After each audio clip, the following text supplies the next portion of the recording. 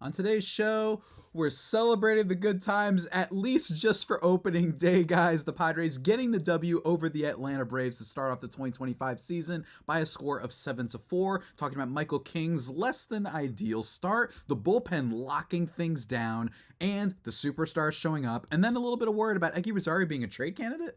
Lots to discuss. Baseball's back, baby. Let's ride!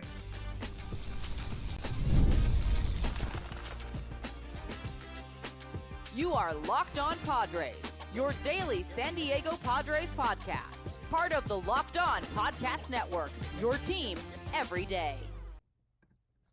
Greetings, ladies and gentlemen, and welcome to another edition of Locked On Padres podcast, which is part of the Locked On Podcast Network, your team every day for Friday, March 28th. As always, I'm your host with sometimes occasionally, but certainly not always the most, Javier Reyes. You can follow me on Twitter /X and Blue Sky at Javipeno, Javiipeno. You can also follow me at Javios on TikTok, where I'm starting to post a little bit more general baseball stuff, and then we'll get some Padres stuff on there too. But you know what? Starting to do more short form content for you guys, and I'm really excited about it for this very, hopefully not short-lived season. Hopefully it's going to be a long one that leads to a World Series, but we will have to see, guys. Today's episode, though, is brought to you by Game Time. Download the Game Time app, create an account, and use code LOCKEDONMLB for $20 off your first purchase.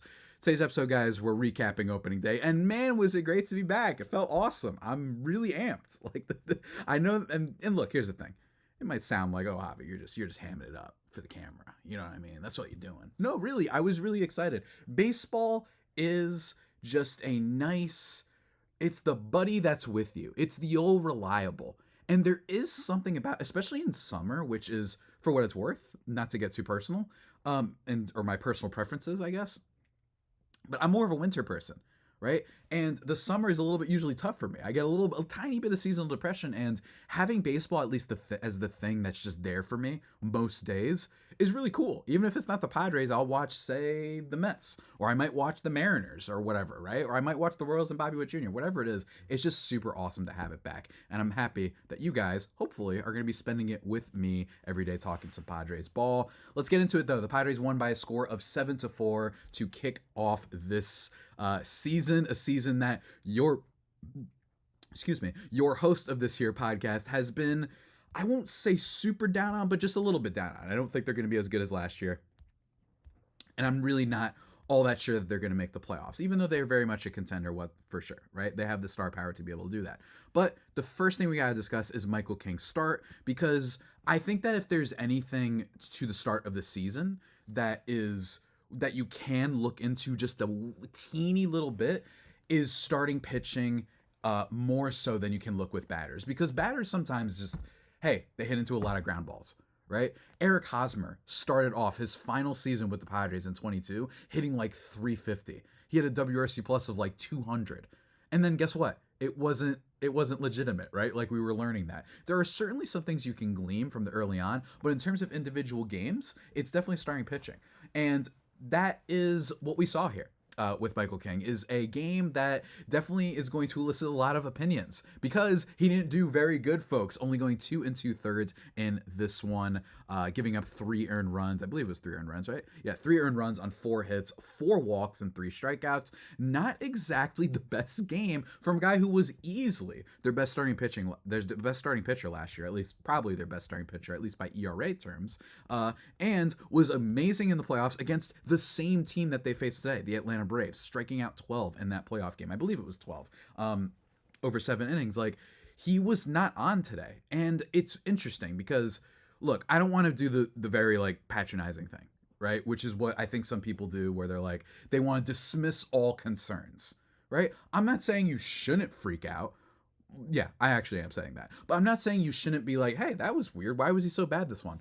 I think there's a couple things that happen here. First of all, the stuff graded out well. If you go by Stuff Plus models, right, every single one of his pitches was above 100, which is good, right? Like, he didn't have anything in the 80s. Everything was pretty good. His sinker, his four-seam fastball especially, and his sweeper were all on for the most part, right? He even got a decent amount of chase on his changeup, 47.1% last night. Like, that was, or not last night, yesterday. That was very, very good.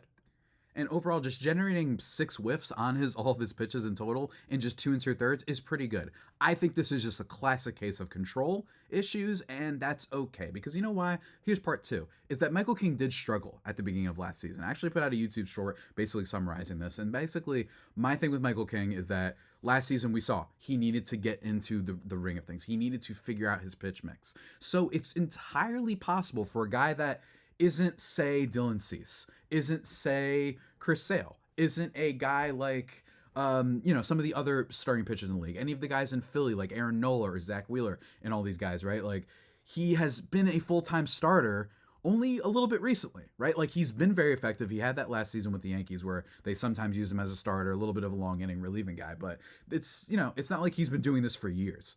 And taking that into account, it means that I'm willing to give him a little bit of, not a little bit, like a long leash to be like, hey, he's still probably figuring some things out. It's opening day. Weird things happen, right?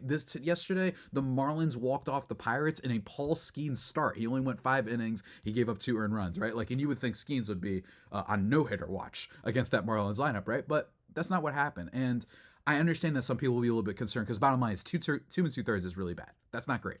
But I am just like not freaking out. I will say, I did talk about in the Michael King episode that I do expect a little bit of regression this year. Not to the point where he won't still be an ace quality pitcher, but I don't know if he's a sub 3 ERA guy, right? Expected ERA was a little bit high. He does give up, a little bit of walks, right? I should say not a little bit of walks. That's a weird way to phrase it, but he does walk some batters for sure. I do think that there's a little bit of ERA regression there for sure, but I think it could mean more like he's a 3-3 guy, 3-4 guy, and that's still ace quality, and I think he's going to rack up the case. So there's nothing that I'm really all that worried about with this Michael King start, despite the fact they didn't go deep into the game. Bottom line is he had 76 pitches, and the Padres are like, look, one thing we know about this team is there's a lot of questions in the air about the depth of the rotation, something that I am optimistic that they will be able to fill out and at least maintain for a course of a full season. Won't be necessarily the best, but I think they can maintain it. But at the moment, Kyle Hart,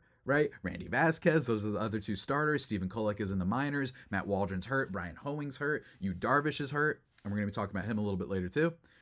I'm okay with that, right? Like, I'm okay with where they're at right now. Bottom line is he just didn't have his best stuff today. And it happens. Let's not freak out. Let's not do this too much. He did give up a home run to Ozzie Albies. That wasn't great. But Ozzie Albies, one of the better power hitting second basemen in baseball. And in general, as we talked with Jake Mastriani on yesterday's crossover preview, they're a home run heavy team, right? They hit a bunch of home runs. Austin Riley hit one today as well. Like, that's just the type of offense that they have.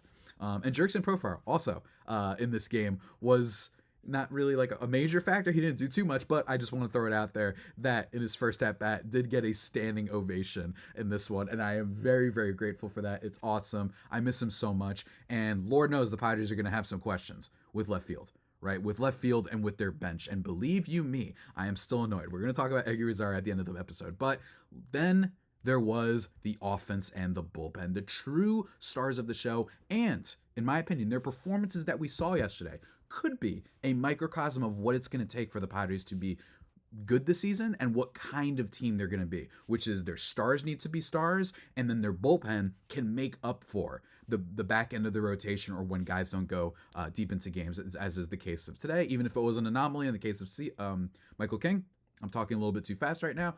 I think that we saw what type of team this Padres squad could be in 2025. But before we get into that, folks, I just need to talk to you about one of our sponsors, and it's a good one, so wait a second. That's right, folks, we got to talk to you about the good friends over at Game Time, folks. And let me tell you, there has never been a more prescient sponsor of this podcast because there's nothing better than catching an MLB game live. Shouts to everybody who went to the game yesterday. Guess what? Your boy is flying out to San Diego at some point. I just don't know when yet.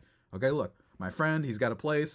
He's being a little bit weird, but give me a second. And when I fly out, we are going to be using Game Time, guys, because when you want the crack of the bat, the roar of the crowd, all that stuff, and if you're going last minute, Game Time makes getting tickets easier than ever. With last minute deals, all-in pricing, and a lowest price guarantee, Game Time takes the stress out of buying MLB tickets. Plus, ticket prices drop as the Game Time gets closer, meaning you can score an incredible deal. Game Time is the official ticketing partner of Locked On, and as the Padres are coming up against the Braves again right? They're going to be playing tonight. They're going to be playing Saturday. And then Sunday Night Baseball, I can count on them to help grab tickets that meet my needs. I recently grabbed last minute tickets for a game, actually, like recently being like last season. So it was kind of new, but it still feels recent to me. And it's awesome. They have all these different prices. It means more money for food and merch, and the prices go down. Maybe your happy hour, you're like, let's go to a game. You actually get deals closer to the game. You can view your seats before you buy. And just in general, they have a lot of good filters to make finding the best tickets effortless, guys. So take the guesswork out of buying tickets with Game Time. Download the Game Time app, create an account, and use Locked On MLB for $20 off your first purchase. Terms apply. But again, create an account and redeem code Locked On MLB for $20 off. Download the Game Time app today. Last minute tickets, lowest prices, guaranteed with Game Time.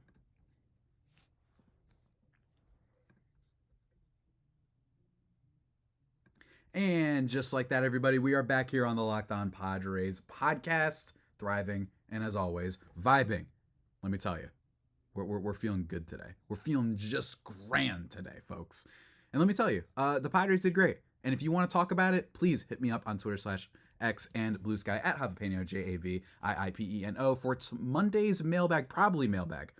There's going to be a lot to talk about on Monday, so I don't know if we're going to fully have the usual mailbag, but whatever. We're going to, still send me questions. We'll figure it out because there's just been so many questions I haven't answered from the last week and whatnot. But nonetheless, feel free to hit me up on there as well as the YouTube comments. Let's talk about the offense and bullpen, obviously starting with the offense. This was a great showing by the Padres offense. Basically, all the big names came through at one point or another. Fernando Tatis Jr., 3 for 4 in this game with 2 stolen bases, getting some big hits in this one. Absolutely love it. He did not have the big RBIs because he batted leadoff. And some people might be saying, Padres lineup, a little bit weird.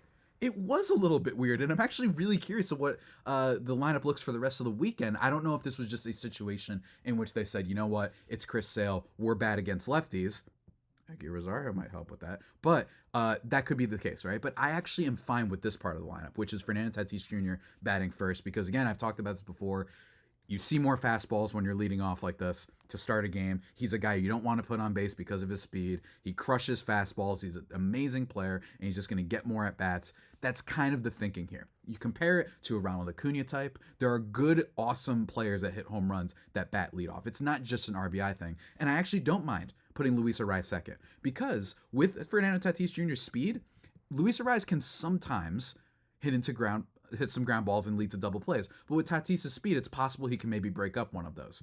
And Luis Arraez, while we love him, and I am expecting a decent season from him, for sure. Actually, a very good season from him. He doesn't see a lot of pitches. He ranks in the bottom 20th. Bottom 20 of players in terms of pitches per plate appearance over these last 2 seasons. He doesn't see a lot, but he also makes contact every time. And in my opinion, I don't mind him being the second batter in the lineup and not necessarily third or cleanup because he doesn't have the power. And instead, Manny Machado was third, and then Xander Bogaerts was fourth, which was interesting. Again, this could be a lefty thing because they were facing Chris Sale, and they got to Chris Sale at least enough, right? 5 innings, 3 earned runs. He only walked 1, but he did strike out 7, and some really rough strikeouts at times too. One of Manny Machado with runners on base that was not great, but Machado has a good game too in this one, 2 for 3 with an RBI, and also steals 2 bases and drew a walk. The walk is nice. One thing to keep an eye on this year is that Manny Machado's walk rate has steadily declined over the past few years. Strikeout rate is nothing bad. It's gone up a teensy bit. I think that's mostly because of injuries and then just classically just getting a little bit older. I still think he's going to be good. I'm not saying he's going to be bad, but it is something to look out for, that he used to be a little bit more of a walk threat, just a little bit more. So I'm curious about that for sure, but I'm not worried about Manny. I would only be worried about Manny if you think that he's still going to give a 7-WAR MVP type season. I don't know if that's still there, but all in all, still very excited about Manny Machado. And it was fun. The stolen bases are fun. There's something about Machado stealing bases or running around that's always fun because of the narratives around him and that he doesn't hustle and all that sort of stuff, even though there's basically barely anybody that basically plays many more games than him, with the exception of Paul Goldschmidt. But nonetheless, some really nice stolen bases. Loved the aggression on the base paths today from the Padres, especially from those two. And Xander Bogaerts, also 1 for 3 in this one. He does get a hit. Had a little bit of a loop-de-doop kind of fly ball in this one, right? Like, he didn't exactly inspire a lot of confidence and love for sure in this one with his hits, but at least he got a hit and a stolen base.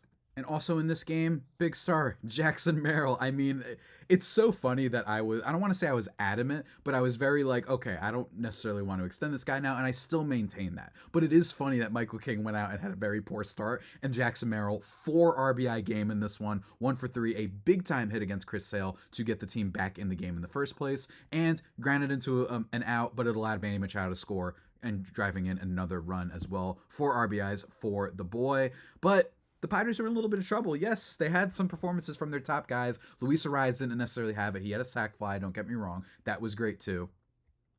But Elias Diaz, he goes 2 for 3. Love that, by the way. Kind of underrated thing we're not going to talk about again, but just nice to see the catchers getting some hits. Mr. Gavin Sheets is brought in to pinch hit for Brandon Lockridge. Again, we're going to see a lot of weird stuff with your Lockridge with left field, right? We had Jason Hayward get pinch hit at one point to be brought in for the tying run, or not tying run, but brought in for his speed. Like, it's a lot of funny stuff is going to be going on with left field and DH this year. But Gavin Sheets, in his first at-bat for the Padres, his first at-bat for the season, in a pinch hit situation, hits a home run to tie the game off of Hector Neris. I mean, come on. It's just unbelievable. Look, I tweeted out that I heard the other day that he touched a man's hand and he was cured of all of his diseases. Look, the Gavin Sheets thing, I have my complaints about the Padres roster decisions, obviously, right? We're going to get into some of them in a second. And I think that Tirso Ornelas is probably the guy who, if you are hoping for some upside, is still the guy to go with. And I still think he's going to be the guy to go with, right? He's had a good exit velocity. He's had a good on-base percentage in the minors. He's done really, really well. In the minors, and I think he's ready, but they might want to give him a few more reps. But in fairness, Gavin Sheets really was on a torrid stretch in spring training, and he has been a guy that's shown power before, for sure. He's definitely shown some power, but he's a little bit of a liability offensively, so I could see a world in which maybe they pinch hit for him every now and then. Maybe they just use him as a DH. But I understand, at least for now, why the Padres are like, you know what? He's on a roll. What if he's just awesome for a month? Right? It might be worth just having him there. Maybe similar to, say, a David Dahl, right? Except David Dahl ended up getting hurt. So, not trying to jinx our guy here, but that was awesome. It was really awesome. But remember, he was raking in spring training. So I'm okay with it. I don't love it, but I'm okay with them saying, you know what, Gavin Sheets, you had like 7 home runs and 20 at-bats. You're on the opening day roster. Let's just ride the hot hand. I'm okay with that for now, especially for a team that has some depth problems. And then the Padres bullpen showed up in a big way. And this is one of the things that I was very bullish on this season. And don't get me wrong, wasn't perfect. Alec Jacob gives up a home run to Austin Riley. But again, happy home run Braves team. Austin Riley's very, very good. It's okay.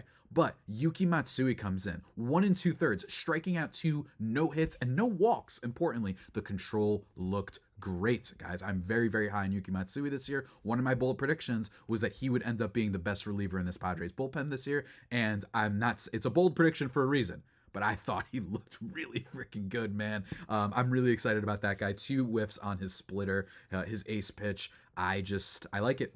I like it. I think he's going to be very good. And then it didn't end there. The absolute warhorse that is Jeremiah Estrada, 1 1/3, going with a walk and a strikeout. They needed the bullpen, and they all showed up. Wandy Peralta actually ends up getting the win in this one. He pitches just for 1 out. Wandy might be the one that they try to hide. Does that make sense? Like, you know how like NBA teams, sometimes they talk about like you got to hide a player who's bad defensively and you kind of make the matchups work. You put him over here in the corner. That way LeBron isn't going at him or whatever. That's kind of what I feel like the Padres might do with Wandy Peralta, where they're going to look for the right opportunities, the right couple batters, because he is owed some money, and they're going to say, we'll put him out against these guys. But he could still have a bounce back. So 1 out, fine. I'll take it. Whatever. Jason Adam comes into this one 1 inning, no hits, and a strikeout. Excellent as well. He is the other guy that could absolutely step up for this team if Robert Suarez declines whatsoever this year. And for a second, it was a little bit scary. But in fairness, even if he had blown the game, this wouldn't have been on him. It starts off with Xander Bogaerts throwing error to shortstop, or from shortstop, I should say. And again, look, it's just, oh, Bogaerts, you are scaring the crap out of me, man. What can I say? You are absolutely horrifying. I'm so scared to talk about Xander Bogaerts basically anytime. He just makes me nervous. What can I say? He just absolutely makes me nervous. But nonetheless, he does have a throwing error. But Robert Suarez, after walking the next batter, then gets some big strikeouts. Again, I'm still worried about him for this year. He declined in velocity last year. He declined in velocity in spring training. His ERA in the second half was 4. In general, he gives up a lot of hard contact and doesn't get as many swings and misses as you would like for a guy that's beaming fastballs at guys. So I am worried about him. Do I think he could still be a good piece for this team? Absolutely. But let's put it this way, as I did yesterday on SiriusXM for their fantasy show, like, I would not necessarily be drafting Robert Suarez with confidence as a closer. I would rather wait for, later end guys, because I think he could be a 3.6 ERA guy this year and be solid and get you some strikeouts at points. But the Padres have a lot of good relievers. I just talked about Yuki, just talked about Estrada, just talked about Jason Adam, the latter of which has closer experience. I could see that being something that occurs for this team going forward, right? So overall, though, I think this is what the Padres are going to have to hope happens, which is, with the exception of Michael King having a very bad start, and again, it's really awesome that they won this game. Very, very good. I love that they won this game, despite the fact that it was basically a bullpen game. You're going to need some big moments from stars. You're going to need Machado, Bogarts, Tatis, Merrill, all to be very good. Get a little bit out of Jay Cronenworth, and then especially Luis Arraez, and then the bullpen to make up for some of the lack of depth, especially. And I think they can do it. I think.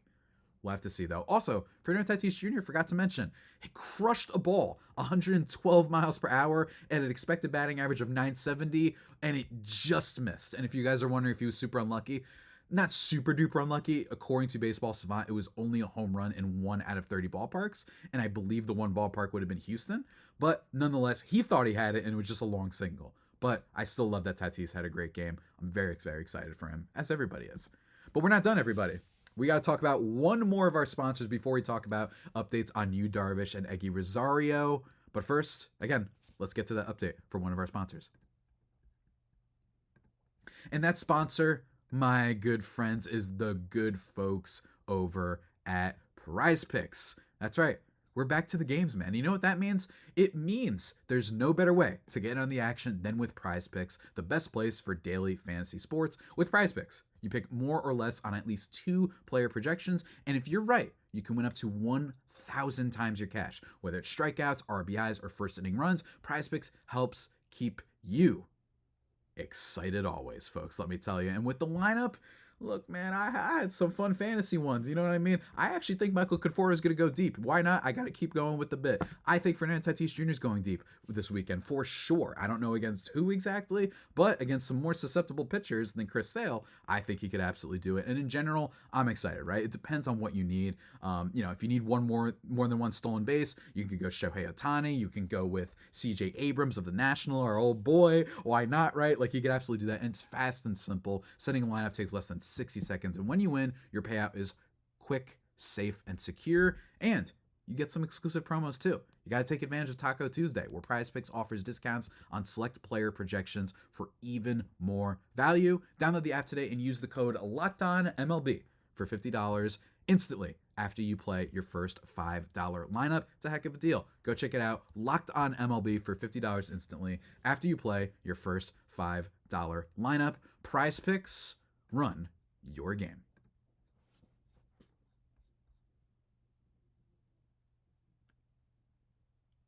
And just like that, folks, we are back here on the Locked On Padres podcast, thriving and vibing as always. Thank you for making us your first listen every day, free and available on all platforms. Going to be producing more short form, content, all that sort of stuff. And if you want to check out my other podcast, go check out Baseball versus the World, where it's about general fun baseball topics. Movies was a topic last week.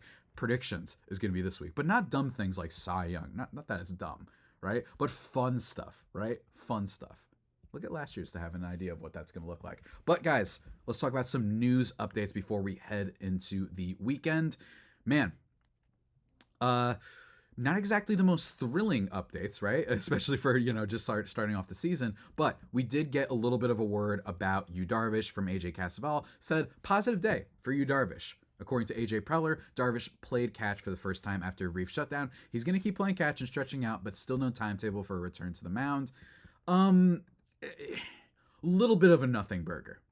You know what I mean? Little bit of a nothing burger from our guy AJ, right? I don't know what else he was going to say, but even still, I think that in general what we're seeing is that the Padres are probably going to have to be patient with him, because bottom line is he's super old, right? Like, that's the issue here. And one thing they know for sure, at least should know by now, is that when Darvish isn't right, when he's not healthy, he hasn't been that effective. But when he is healthy, he's still very, very good. Last year, make no mistake, he was very good when he did pitch. And he also showed up in the playoffs, which was really big time, right? Especially against that Dodgers team. Last year, he had a 3.31 ERA. The year before that, before you guys freak out, 4.56, he was battling injuries that year too. Like, he was a little bit of a mess there. And then the year before that, in 2022, obviously, he was excellent. 194 innings for you, Darvish, that year too, with 310. I don't know if we're going to get that again. But can you get a 3.5, let's say 3.6, say 3.6 ERA, and 100 or so innings? I think you can get that from you, Darvish. But I think they really need to make sure that he's healthy. I think that's the number one thing. They cannot push this too much because, again, they don't have the backup options. That's the thing with this team. And while I am very optimistic about the bullpen, they do not have the backup options that if things go wrong, you're looking at 3 pitchers and then there's a little bit of unknown, right? They don't want to get it as wrong because last year, while they were very good and they were very good the year before, I just think that there's a little bit more of a downside, especially because, Dylan Cease and Michael King are both potentially free agents after this season. So, warming him up. Hopefully we get more of an update on that. I wish that it was something more, but manage this carefully. And in fairness to the Padres, it was a big criticism of them not too long ago. I remember, especially in 2020 with Mike Clevenger and Dinelson Lamet, that they were criticized for not knowing what they're doing when it comes to starting pitchers and just not and either rushing them or just not giving them the right advice for whatever reason, getting hurt. And they've been pretty good about that ever since. So giving them the benefit of the doubt on that. But one thing I'm not giving them the benefit of the doubt on is Eguy Rosario. And according to a couple people, one being AJ Cassavell and then also Kyle Glazer of MLB in Foul Territory, the Padres, according to Kyle Glazer, says have received a lot of trade interest in Eguy Rosario. AJ Preller said. Rosario is out of options and appears likely to be traded in the coming days. Preller said they are weighing multiple offers. Cassavell said the same thing. And again, here's the thing. He was DFA'd as part of the team's final roster cuts. In quotes, Egui's a big league player, Preller said, noting that the Padres would like to add value in return. I'm actually, you know what? Hold on. Just one second. It's possible I'm missing something here. It's possible. It is possible that there is some sort of, 3D chess, 4D, 6D chess that AJ Preller is playing, in which he does not want to give the chance, or the management, I don't want to say just AJ Preller, they do not want to give a chance to a 25-year-old, right, who when he's been in the majors, granted, in small sample sizes, and in the minors, though, bigger sample sizes, has crushed lefties, and he's shown really solid defensive skills. Maybe I'm wrong. Maybe I'm wrong. But what I see here is all that stuff that I just mentioned being pushed to the background for a 40-year-old player in Yuli Gurriel. A 40-year-old player. Not 30, not 25, not even 34, right? Combination of both. In exchange for this 40-year-old player who has not been good in 3 seasons. Here are Yuli Gurriel. And by the way, this is a DH, right? Like, that's what he's going to do. Maybe he'll play a tiny bit of first base, whatever. Maybe that's what they're thinking. But my thing is this. Here are his WRC plus numbers over the past 3 years. 83, 75, and 85. He had the 133 WRC plus in 2021, right? Where he also hit 15 home runs, and that was good. But ever since, he has not shown that he is a quality major league batter. There is a cap to this. At least with Jurickson and Profar, you bring him back in, it's like, all right. I mean, he at least is very good with us, right? He's been pretty decent with the Padres, and he's always been a decent walk guy, right? He's always been able to get on base at a decent clip. And again, he's not 40 years old. And what I see here, and most troubling, is he doesn't have any options left. So you are deciding actively, without giving him a chance, to send him to the scrap heap in favor of a 40-year-old who hasn't been good in 3 seasons. I just don't understand the thinking here. And by the way, he can play some middle infield. It's possible he plays second. It's possible he plays a little bit of third every now and then. Or, God forbid, you put him at DH and have him crush lefties, which he's great against. He's always been good against lefties. And you know which team had struggles with lefties last year? The Padres. So what are we doing? It is possible. I am totally ready to admit maybe there's something I'm missing here. Maybe, Javi, you're like, hey, they want it. They need to get some depth. And maybe they think they can get some reinforcements with Eguy, Rosario in other areas. Maybe they think they can get some pitching prospects. Maybe they think they could get some outfield help and that they're more worried about that.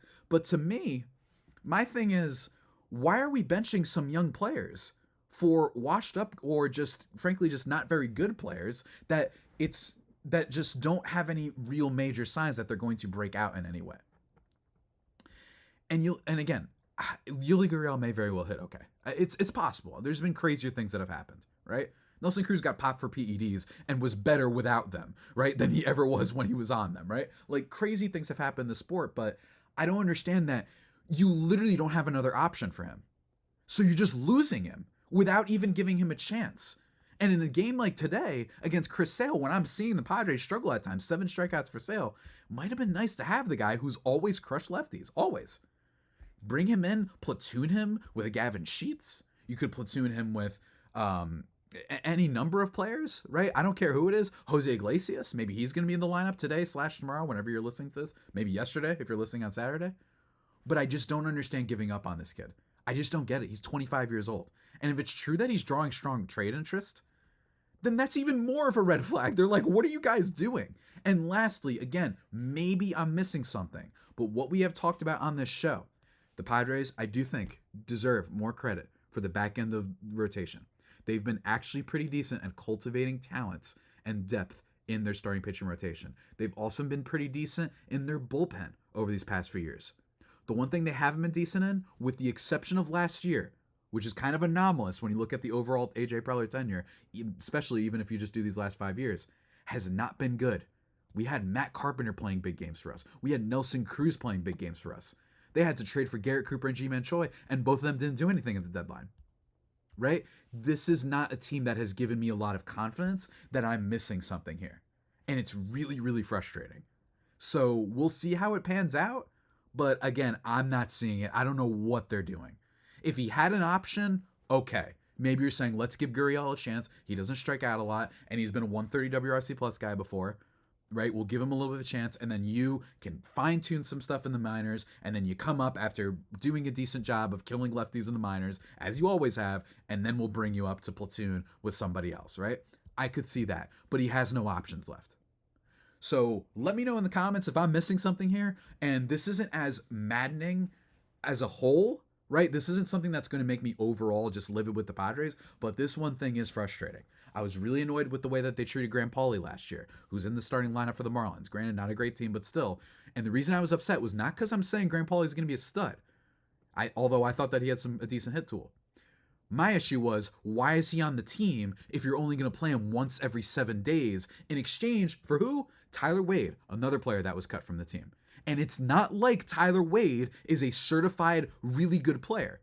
Right? That's what was so frustrating. But at least with Tyler Wade, I was like, okay, there's some speed here. And teams want to have some speed off the bench. At least he had that. So I could be like, okay, I get that at least. A little bit. He's a guy who's only going to hit, and he doesn't hit for 3 years, and he's 40. Rant over. It's sad for me to end this podcast on a little bit of a rant, but I just had to get that out of my system, guys. But all in all, great opening day. What else could you ask for? I'm excited to see the rest of these games. I will be watching them intently. Although, not gonna lie to y'all, full disclosure, tomorrow's game, I am celebrating one of my best friend's birthdays, so it may be on my phone a little bit, you know what I mean? So I might not be tweeting as much and giving you live coverage for tomorrow's game, although I will cover it on Monday along with the rest, and feel free to send me your questions and comments that you may have. It's gonna be a lot of fun, guys. Great season coming up for sure.